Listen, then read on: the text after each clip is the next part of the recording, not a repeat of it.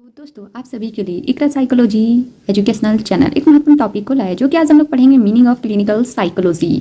आखिरकार इसके अर्थ को जानना बहुत ज़रूरी है। तो इसका अर्थ नैदानिक मनोविज्ञान का एक प्रमुख और लोकप्रिय शाखा के रूप में जाना जाता है। नैदानिक मनोविज्ञान का जो पद होता है का प्रतिपादन सबसे पहले किसने किया था, क्या आप लोग को पता है? चलिए बताते हैं। लाइटनर विटमर 1896 में किया गया और बाद में इस पद के नाम से मनोविज्ञान का एक स्वतंत्र शाखा ही बन गया।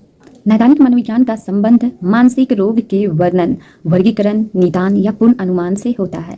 इसमें मानसिक रोग का निदान कर मनोवैज्ञानिक विधियों से उसका उपचार किया जाता है। तो हम लोग देखेंगे scope and function of clinical psychology, जिसे नैदानिक मनोविज्ञान का कार्य क्षेत्र तथा कार्य के बारे में जानेंगे।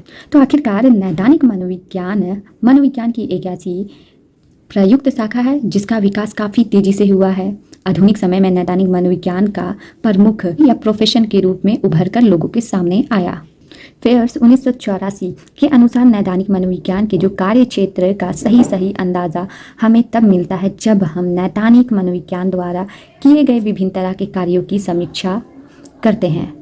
फेयर्स के अनुसार इसे 6 भागों में इसके कार्य क्षेत्र को बांटा गया है। तो वो 6 भाग कौन कौन से, चलिए देखते हैं। पहला भाग है साइकोथेरेपी, दूसरा डायग्नोसिस एंड असेसमेंट, तीसरा है टीचिंग, चौथा रिसर्च, पांचवा कंसल्टेशन, छठा एडमिनिस्ट्रेशन एंड मैनेजमेंट। अब हम लोग बारी बारी से इसके बारे में जिक्र करेंगे। तो चलिए मनोचिकित्सा के बारे में जानें। नैदानिक मनोविज्ञान में इसी कार्य में गहन रूप से लगे हुए हैं। मानसिक चिकित्सा में नैदानिक मनोविज्ञान विधियों से व्यक्ति के मानसिक रोग का निदान एवं उपचार करते हैं। मानसिक चिकित्सा के कई डायमेंशन के प्रकार होते हैं तथा उसके कई उद्देश्य भी होते हैं। इसमें मानसिक चिकित्सा के विभिन्न प्रकारों में मनोविश्लेषणात्मक चिकित्सा, जिसे psycho analytic client centred therapy, behavioural therapy, rational emotive therapy इत्यादि का इसमें प्रधान बताया गया है। नैदानिक मनोविज्ञान किसी न किसी रूप में करते हैं। मानसिक चिकित्सा एक समय में एक ही व्यक्ति पर किया जा सकता है या व्यक्तियों के एक समूह में भी इसे किया जा सकता है। कुछ मानसिक चिकित्सा मात्र 2-3 महीने तक ही चलता है तो कुछ मानसिक चिकित्सा साल भर चलता रहता है।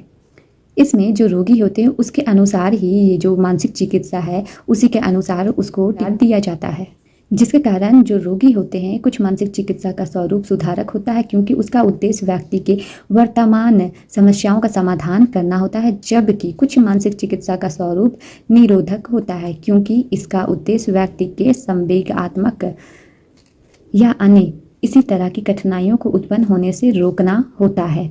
उसे हम लोग क्या कहते हैं, तो साइकोथेरेपी कहा जाता है। इसकी मदद से ये सब जो क्लाइंट के या रोगी की जो समस्याएं हैं उसको दूर करने की कोशिश की जाती है। अब आते हैं नेक्स्ट पॉइंट, जो कि डायग्नोसिस एंड असेसमेंट है, निदान एवं मूल्यांकन। इसमें नैदानिक मनोविज्ञान जो कार्य करते हैं, निदान से तात्पर्य व्यक्ति के निश्चित गुणों के आधार पर उस असमानता के लक्षणों पर वर्गीकरण की पहचान करने से होता है। इसमें निदान व्यक्ति की समस्या, उसके कारणों एवं अन्य महत्वपूर्ण गुणों का एक संक्षिप्त सार होता है। और इसमें असेसमेंट भी एक ऐसी तरीका है जिसके सहारे व्यक्ति के बारे में विभिन्न तरह की सूचनाओं को एकत्रित किया जाता है जिससे समस्याओं का समाधान किया जा सके। जैसे कि इसमें ऑब्जर्वेशन के द्वारा, टेस्टिंग के द्वारा, इंटरव्यूइंग के द्वारा, ये सब जो है अधिकतर नैदानिक मनोविज्ञान के लिए मूल्यांकन बहुत लंबे समय तक एक महत्वपूर्ण कार्य रहता है। और मूल्यांकन में विशेषकर परीक्षण कार्य जैसे टेस्टिंग को नैदानिक मनोविज्ञान द्वारा अधिक महत्व दिया गया है। उसे हम लोग डायग्नोसिस एंड असेसमेंट कहा जाता है। अब आते हैं नेक्स्ट पॉइंट, जैसे टीचिंग, जिसे शिक्षण कहा जाता है। शिक्षण कार्य में नैदानिक मनोवैज्ञानिकों का एक प्रमुख कार्य क्षेत्र है। नैदानिक मनोविज्ञान का इसमें अपनी नियुक्ति के रूप के अनुसार अंशकालीन या पूर्णकालीन शिक्षण करते हैं।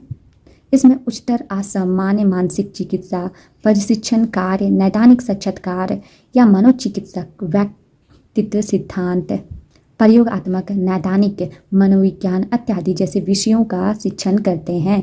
नैदानिक मनोविज्ञान द्वारा दिए जाने वाले शिक्षण अधिकतर भाषण विधि पर आधारित होता है, उसे हम लोग टीचिंग कहते हैं। अब आते हैं रिसर्च के बारे में। नैदानिक मनोविज्ञान का एक प्रमुख कार्यक्षेत्र जो कि रिसर्च शोध भी है। इसमें अध्ययनों के आधार पर यह पता चलता है कि नैदानिक मनोविज्ञान द्वारा शोध कार्य किए जाते हैं।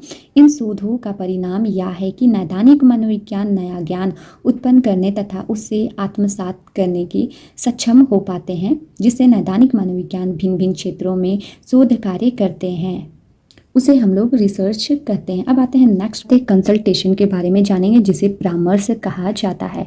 नैदानिक मनोविज्ञान का एक प्रमुख कार्य क्षेत्र परामर्श भी है। नैदानिक मनोविज्ञान इस कार्य को विशेष महत्वता देते हैं।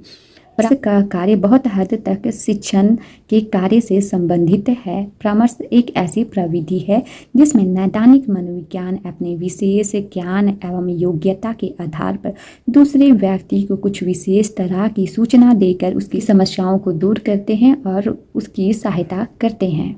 परामर्श के कई प्रकार हैं, जिसमें नैदानिक मनोविज्ञान को सक्रिय होना पड़ता है। परामर्श के द्वारा बहुत सारे ऐसे कार्य क्षेत्र होते हैं जिसमें परामर्शदाता के द्वारा कार्यपालक को प्रेरित करने के उपायों पर राय देने को कहा जा सकता है। एग्जाम्पल, औद्योगिक या व्यवसाय संस्था में एजेंसियों को, और इसमें औषधि वैषणी की समस्याओं को दूर करने के परामर्श देने को कहा जा सकता है। उसी हम लोग परामर्श या कंसल्टेशन कहा जाता है। नेक्स्ट पॉइंट जो कि अंतिम पॉइंट है, एडमिनिस्ट्रेशन एंड मैनेजमेंट, जिसे प्रशासन एवं प्रबंधन कहा जाता है। इसमें नैदानिक मनोविज्ञान से संबंधित कार्य भी करते हैं। इस कार्य में दिन प्रतिदिन के नित्य कार्य के अलावा बहुत महत्वपूर्ण प्रशासनिक कार्य, जिसमें फाइल देखना, उचित निर्देशन देना इत्यादि सम्मिलित होती हैं।